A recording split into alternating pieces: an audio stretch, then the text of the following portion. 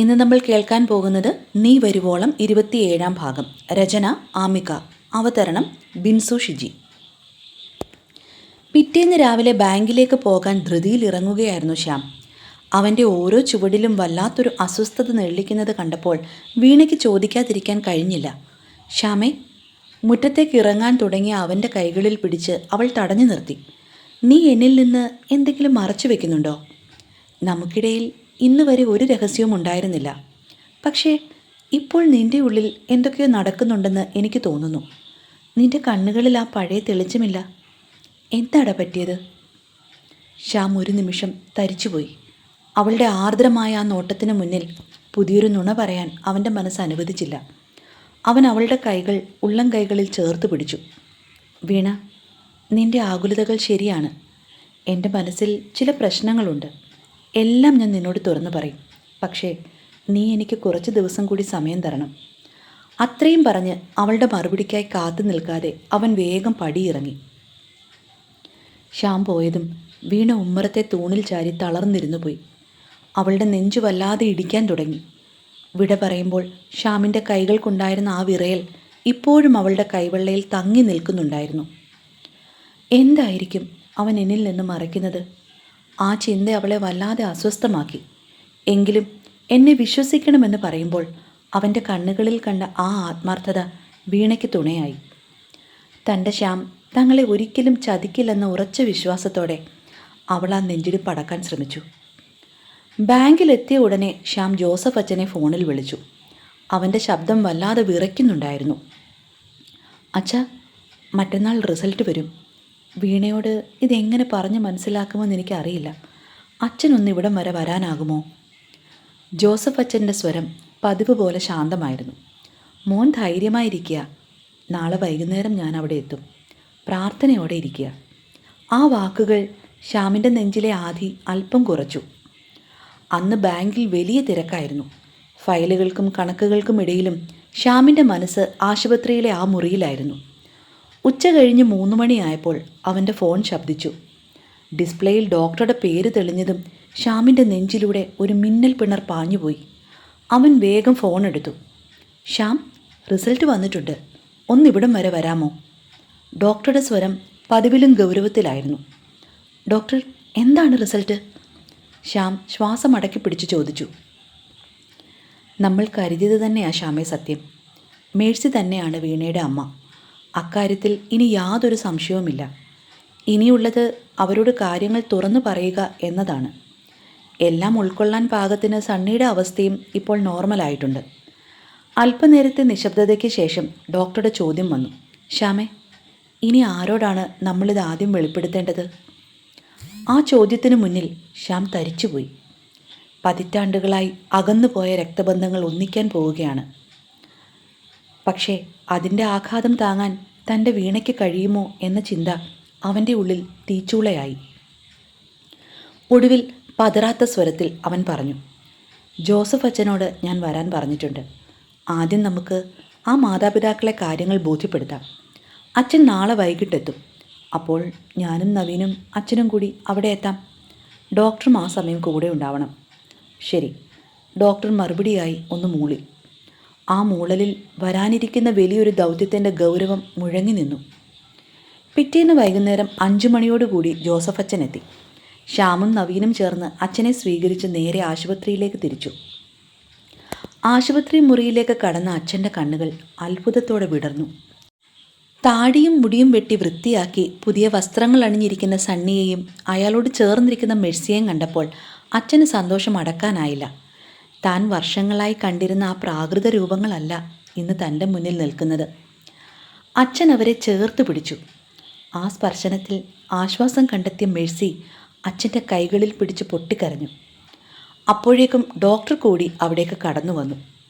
അച്ഛൻ മെഴ്സിയെയും സണ്ണിയെയും നോക്കി മന്ദഹസിച്ചുകൊണ്ട് പറഞ്ഞു, നിങ്ങൾക്ക് വല്ലാത്തൊരു മാറ്റമാണ് ഉണ്ടായിരിക്കുന്നത്. ദൈവം നിങ്ങളെ കൈവിട്ടിട്ടില്ല. ഇതിലും വലിയൊരു സമ്മാനം കൂടി നിങ്ങൾക്ക് തരാൻ എനിക്ക് ആഗ്രഹമുണ്ട്. പക്ഷേ അത് കേൾക്കാൻ നിങ്ങൾക്കല്പം ധൈര്യം ആവശ്യമാണ്. മെഴ്സി സണ്ണിയുടെ കൈകളിൽ മുറുക്കെ പിടിച്ചുകൊണ്ട് പറഞ്ഞു, എൻ്റെ സണ്ണിച്ചായൻ അസുഖം ഭേദമായതിലും വലിയൊരു സന്തോഷം എനിക്കിനി എന്താണച്ചോ കിട്ടാനുള്ളത്? ഇതാണ് എൻ്റെ ജീവിതത്തിലെ ഏറ്റവും വലിയ ഭാഗ്യം. സണ്ണി ഒരു തുടക്കം മാത്രമാണ് മെഴ്സി. ഇനി പറയാൻ പോകുന്നതാണ് നിങ്ങളുടെ ജീവിതത്തിലെ യഥാർത്ഥ സന്തോഷം. പ്രത്യാശയുടെ വലിയൊരു വാതിലാണ് തുറക്കപ്പെടാൻ പോകുന്നത്. അമ്പരപ്പോടെയും ആകാംക്ഷയോടെയും അച്ഛനെ നോക്കുന്ന സണ്ണിയെയും മെഴ്സിയെയും കണ്ടപ്പോൾ ശ്യാമിൻ്റെ ഉള്ളിൽ വികാരങ്ങളുടെ ഒരു വേലിയേറ്റം തന്നെയായിരുന്നു. ശ്യാമിനെ ചൂണ്ടിക്കാണിച്ചുകൊണ്ട് അച്ഛൻ അവരോട് ചോദിച്ചു, ഇവനെ നിങ്ങൾക്കറിയാമോ? സണ്ണിയുടെ മുഖത്ത് തെളിഞ്ഞൊരു ചിരി വിരിഞ്ഞു. പിന്നില്ലാതെ, ഈ കൊച്ചല്ലേ ഞങ്ങളെ ഈ രൂപത്തിലാക്കിയത്. മോനെ, നിനക്ക് തരാൻ നന്ദിയല്ലാതെ മറ്റൊന്നും ഞങ്ങളുടെ കയ്യിലില്ല. നീ ചെയ്തത് വലിയൊരു പുണ്യമാണ്. അത് കേട്ട് അച്ഛൻ ചെറുതായി ഒന്ന് ചിരിച്ചു. നിങ്ങളുടെ കയ്യിൽ അവന് കൊടുക്കാൻ ഒന്നുമില്ലെങ്കിലും അവൻ്റെ കയ്യിൽ നിങ്ങൾക്ക് തരാൻ വലിയൊരു നിധിയുണ്ട്. എന്താടാ ശ്യാമേ, ഞാൻ പറഞ്ഞത് ശരിയല്ലേ? ശ്യാം മറുപടിയായി വിറയലോടെയെങ്കിലും ഒന്ന് പുഞ്ചിരിച്ചു. അപ്പോഴേക്കും ഡോക്ടർ ആ നിർണായകമായ റിപ്പോർട്ട് അച്ഛൻ്റെ കൈകളിലേക്ക് നീട്ടി.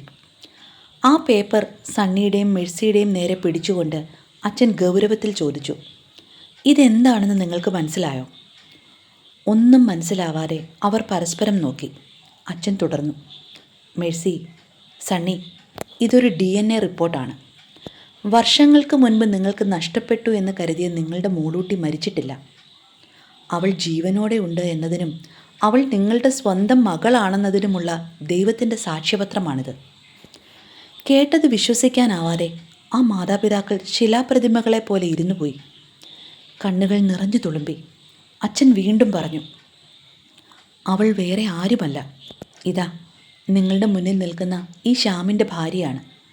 പക്ഷേ ചെറുപ്പത്തിലുണ്ടായ ഒരു അപകടത്തിൽ ഓർമ്മകൾ നഷ്ടപ്പെട്ട അവൾക്ക് നിങ്ങളെ പെട്ടെന്ന് തിരിച്ചറിയാൻ കഴിഞ്ഞെന്ന് വരില്ല. അത് നിങ്ങൾ മനസ്സിലാക്കണം.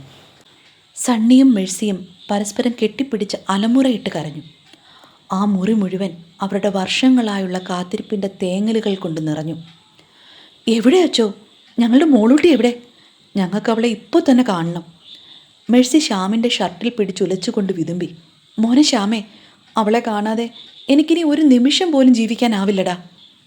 അപ്രതീക്ഷിതമായ ഈ വിവരം കേട്ടിട്ടും സണ്ണിയുടെ മാനസിക നില പതറാതെ നോർമലായി തുടരുന്നത് കണ്ട് ഡോക്ടർക്കും അത്ഭുതം തോന്നി. അദ്ദേഹം പറഞ്ഞു, സണ്ണിയെ ഇപ്പോൾ തന്നെ ഡിസ്ചാർജ് ചെയ്യാം. പോയി നിങ്ങളുടെ മകളെ കാണൂ. ഒട്ടും വൈകാതെ അവർ ഹോസ്പിറ്റലിൽ നിന്നും എറണാകുളത്തെ വീട്ടിലേക്ക് തിരിച്ചു.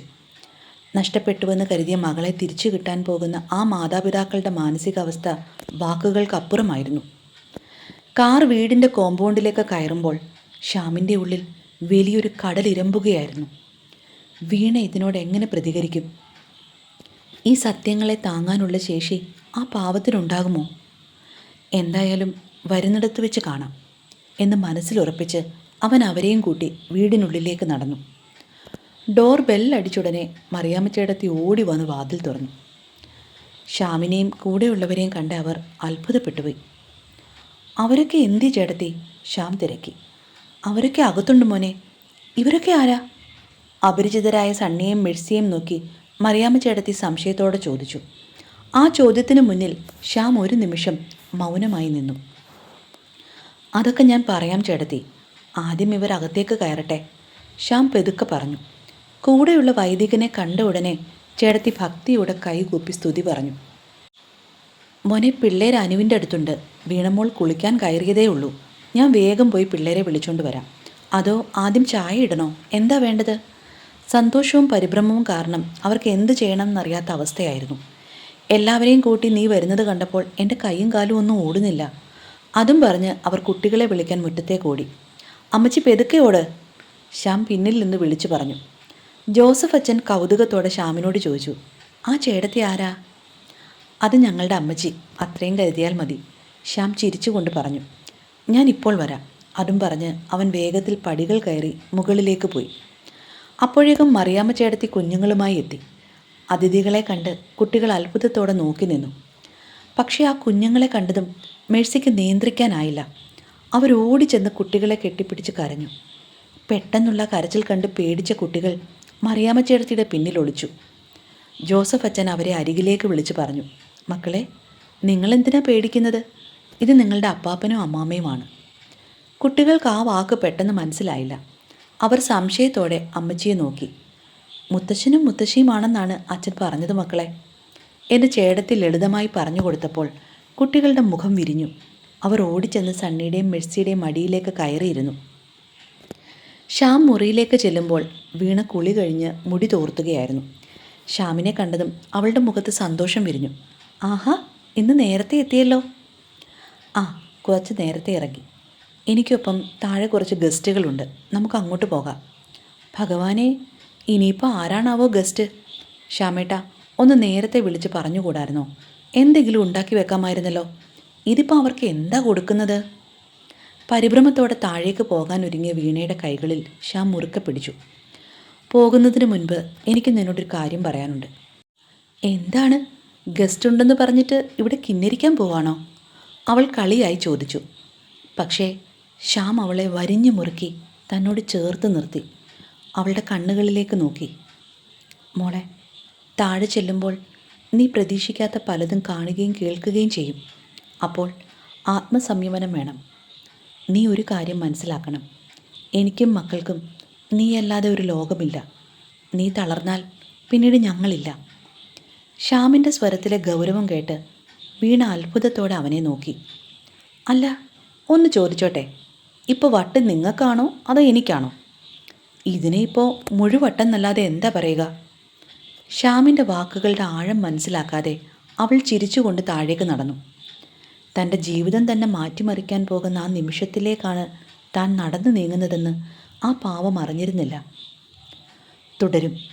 അടുത്ത ഭാഗവുമായി കാണും വരെ ബൈ ബൈ, സ്റ്റേ സേഫ്.